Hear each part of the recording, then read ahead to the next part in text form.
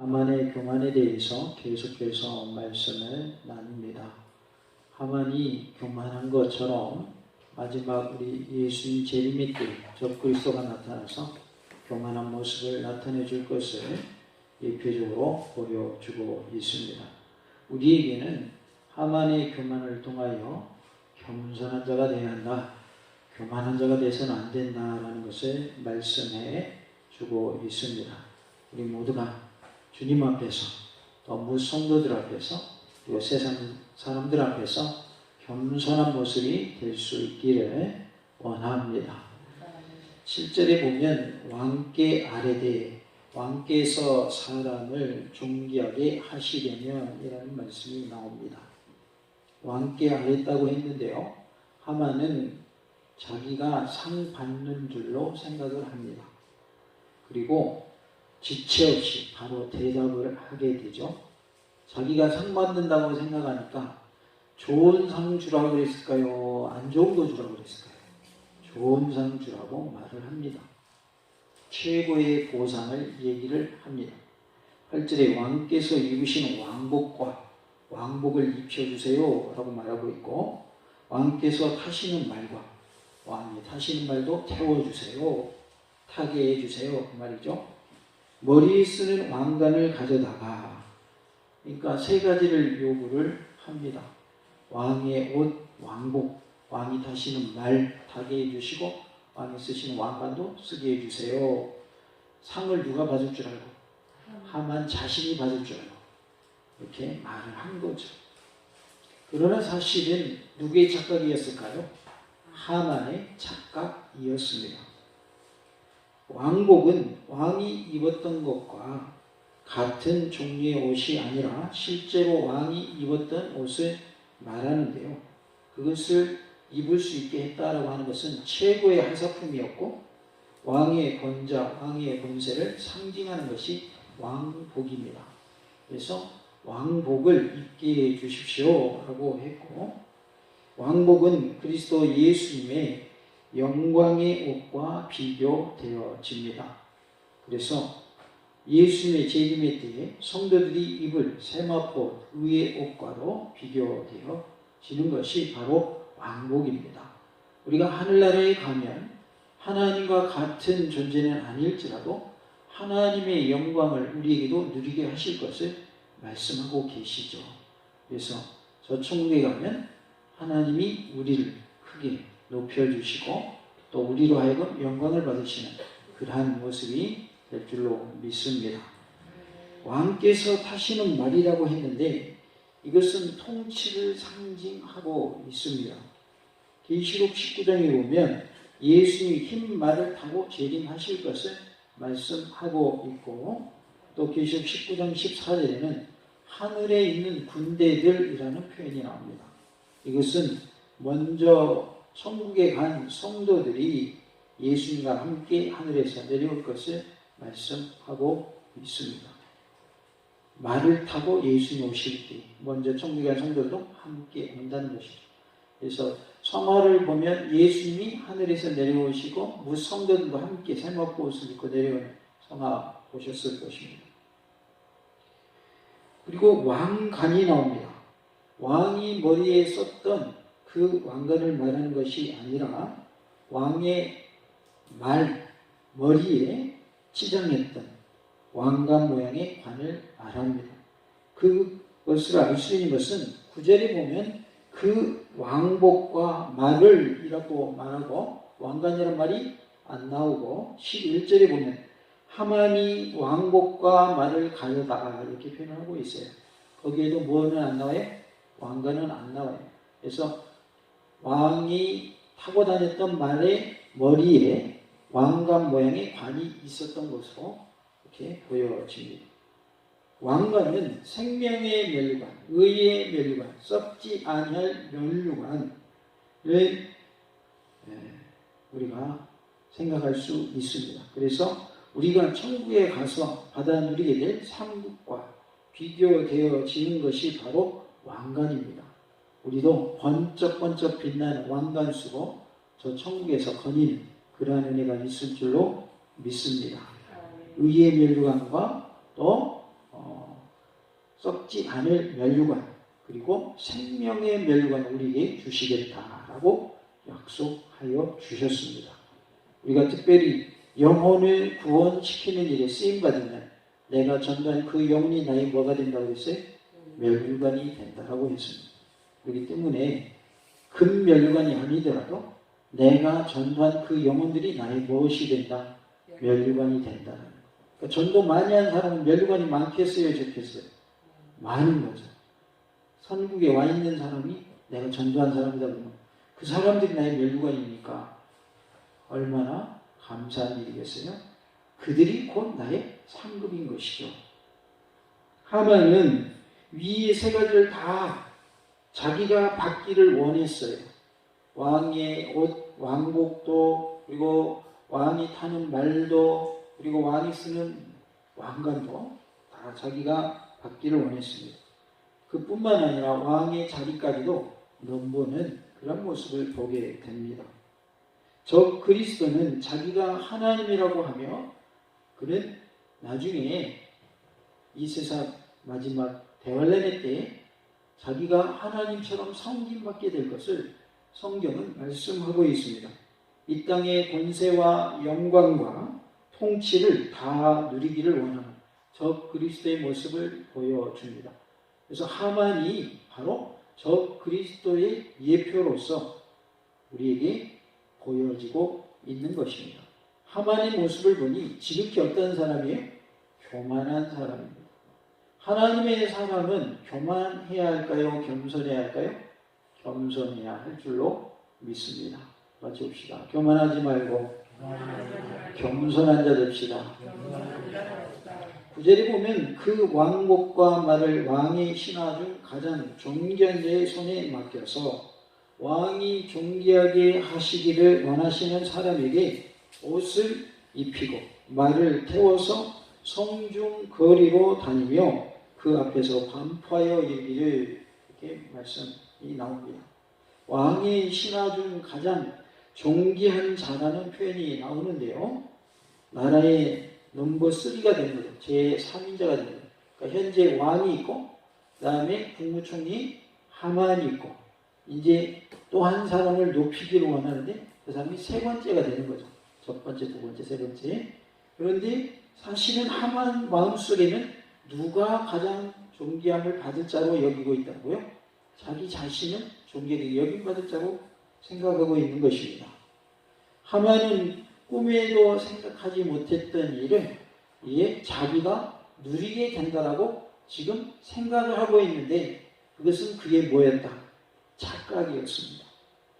하만은 교만하여 자기가 왕복을 입고 또 말을 타고 왕관을 쓰고 거리를 활보할 것으로 착각을 했습니다. 왕이 존귀하게 하기를 원하시는 사람에게는 이같이 할 것이라 하게 하소서 아니라 라고 또 말씀이 나옵니다. 그러니까 왕이 존귀하게 하기를 원하시는 사람에게는 이같이 할 것이라 이렇게 외치면서 지나가게 하소서 이 말이에요. 그러니까 단순히 옷만 입고 말만 타고 가는 게 아니라는 거죠. 물론 이제 왕이 썼던 왕의 진짜 왕관은 없었지만은 머리 위에다 왕관 모양으로 이렇게 해놨지만은 왕이 존귀하게 하기를 원하는 사람이 이같이 할자라고 외치면서 가게 하십시오. 왕이시여 이렇게 말을 했는데 나중에 결과적으로 누가 그것을 외치며 다녔어요? 하만이 그것을 외치면서 다녔어요. 그러니 얼마나 비참한 모습입니까? 왜? 자기가 그렇게 존귀 여김을 받을 줄 알았더니 자기가 아닌 자기가 미워하는 사람, 자기의 원수인 누가 모르드게가 그 복을 누리게 되는 것이죠. 지금은 마귀가 이기는 것 같고 적그리스도 세력들이 득세하는 것 같지만 결국은 이렇게 되는 거예요. 하만이 자기가 높임받을 줄 알고 존귀 여김을 받을 줄 알지만 결국은 자신은 심부름꾼 역할밖에 못해요. 모르드게를 높이는 일에 그저 심부름꾼 역할을 하게 된다. 마치 적그리스도가 이 세상을 이긴 것 같고 다 정복한 것 같지만은 결국에는 예수님이 승리하실 것이고 예수를 믿는 하나님의 자녀들이 승리하게 될 것을 말씀하고 있는 거예요. 지금 당장은 힘들고 어렵고 고난이 있다 할지라도 낙심하지 마시고 좌절하지 마시고 회복의 은혜가 있기를 원하고 일어서시는 놀라운 은혜가 있기를 원합니다. 하나님은 우리에게 상급을 주시려고 이미 예비하고 계십니다. 우리는 그것을 뭐 하기만 하면 되냐면 누리기만 하면 됩니다. 그래서 우리가 정말로 하나님 앞에서 겸손히 무릎 꿇는 자가 되고 기도하는 자가 되고 예배하는 자가 되고 찬송하는 자가 되고 선교하는 자가 되고 전도하는 자가 되고 구제하는 자가 되어서 하나님 앞에서 칭찬받고 착하고 충성된 종아 참 잘했도다 칭찬받고 또 하나님이 주시는 생명의 멸관, 의의 멸관, 썩지 않을 멸관을 받아 누리는 은혜가 있기를 원합니다. 다 같이 봅시다. 우리 모두가 생명의 멸관, 의의 멸관, 썩지 않은 멸관, 이 모든 것을 다 받아 누립시다. 우리는 하나님이 주시는 복을 다 받아 누려야 돼요. 영적인 복도 받아 누려야 될 줄로 믿습니다. 우리의 신앙의 유업이 우리 가정에 계속 이어지는 은혜가 있기를 간절히 원합니다. 하나님은 우리를 사랑하셔서 영원히 구원받기를 원하고 계시고 우리의 봉사가 잘 되기를 원하시고 우리가 강건하기를 원하고 계십니다. 무엇을 먼저 말씀하셨습니까? 영혼이 잘 되는 걸 먼저 말씀하셨어요. 강건하기를 원하고 봉사가 잘 되기를 원하고 내 영혼이 잘 되기를 원한다 이렇게 말씀하시지 않았어요. 왜 그럴까요? 중요한 걸 먼저 말하는 걸까요? 안 중요한 걸 먼저 말할까요? 중요한 걸 먼저 말하게 돼 있어요.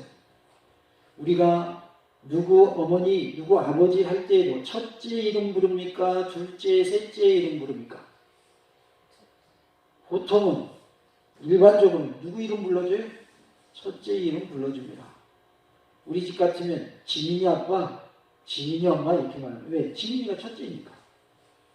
둘째 이름 부를 때는 걔만 있을 때, 둘째가 있고 셋째만 있을 때는 그렇게 부를 수 있어요. 그러나 아이들이 한 명도 없을 때는 누구 아빠, 누구 엄마 그런다고요? 첫째 이름을 부른다는 거예요. 첫째 이름.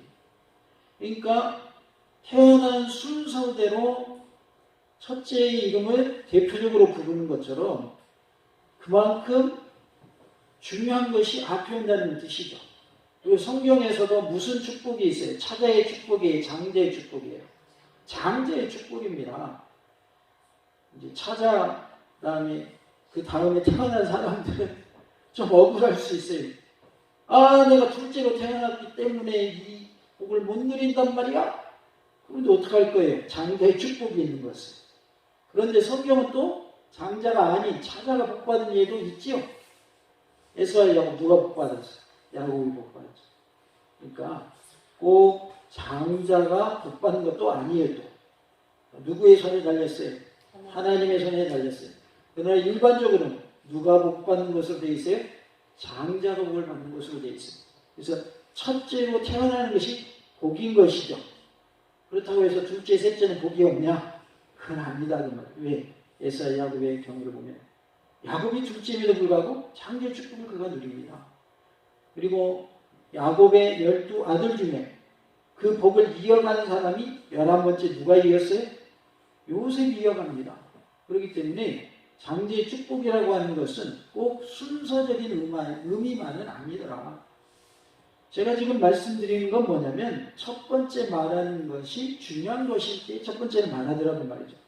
그러면 영혼이 잘 되고 범사가 잘 되고 강건하기를 원한다라고 하는 것은 뭐가 제일 중요하다는 거예요? 영혼이 잘 되는 게 제일 중요하다는 뜻입니다. 그래서 하나님께서 우리에게 말씀하실 때도 10계명을 주실 때에도 1계명, 2계명, 3계명부터 해가지고 10계명까지 있잖아요. 제일 중요한 거를 1계명에 넣겠어요? 제일 뒤에 10계명 10번째에 넣겠어요? 첫 번째에 넣었다는 말이죠. 그래서 하나님만 섬겨라. 나 외에는 다른 신 내게 두지 말아라. 이게 첫 번째라는 거죠. 제일 중요한. 물론 10가지가 다 중요해요, 안 중요해요? 다 중요합니다. 다 중요한데 그 중에서 첫 번째로 말씀하신 게 더 중요하다는 것이죠. 그래서 우리의 영혼이 잘 되는 복이 임할 때 우리에게는 범사가 잘 되는 복과 또 강건의 복도 더불어 이어질 것을 말씀해 주고 있는 것이죠. 다 같이 봅시다. 영적인 복을 먼저 받고 그 다음으로 육적인 복도 받읍시다. 영적인 복을 먼저 받으시기 바라고 그 다음에 육적인 복도 받아 누리시는 놀라운 은혜가 있기를 원합니다. 그래서 오늘 여전대 헌신제로 드리고 있습니다. 우리 여전대가 영적인 풍성한 복을 받아 누리시기 바랍니다. 남전대도 더불어 받으시기 바랍니다. 하나님께서 우리에게 영적인 복도 주시지만 육적인 복도 더불어 주시마 약속하고 계십니다. 왕이 존귀하게 하기를 원하시는 사람에게 이같이 할 것을 하게 하소서라고 했는데 하만의 교만이 극에 달한 모습을 볼 수가 있어요. 만약에 모르드게가 이 복을 받을 이 상을 받을 사람이라는 걸 알았더라면 하만이 이렇게 말했을까요? 절대 그렇게 말할 리가 없죠. 왜? 모르드게는 자기의 원수란 말이에요. 하만의 입장에서 결코 그렇게 말할 사람이 아니에요. 그러니까 이렇게 말했다고 하는 것은 자기가 그렇게 높임받을 것이다, 자기가 그렇게 상 받을 것이다 라고 착각을 하고 그렇게 말한 거예요. 이게 바로 교만의 극치라는 것을 알 수가 있습니다. 하만은 자신의 존귀함이 백성들에게 널리 알려지기를 원했어요. 다시 말하면 명예욕이 컸던 것이죠. 자기를 드러내려고 했습니다. 결코 내 자신을 드러내는 그러한 모습이 되지 않기를 원합니다. 하나님만 높이고 하나님께만 영광을 돌려드리는 우리의 모습이 되어야 할 줄로 믿습니다. 그런 의미에서 하나님께 영광의 옥수 올려드립니다.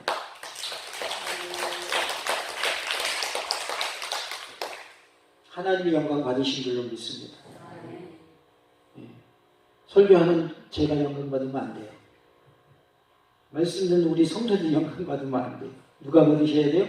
하나님께서 영광을 받으셔야 합니다.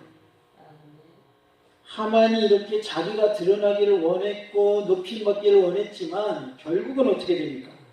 자신의 원수인 모르드게를 존귀하게 하는 일에 심부름꾼 역할밖에 못합니다. 한 목사님을 소개하려고 합니다.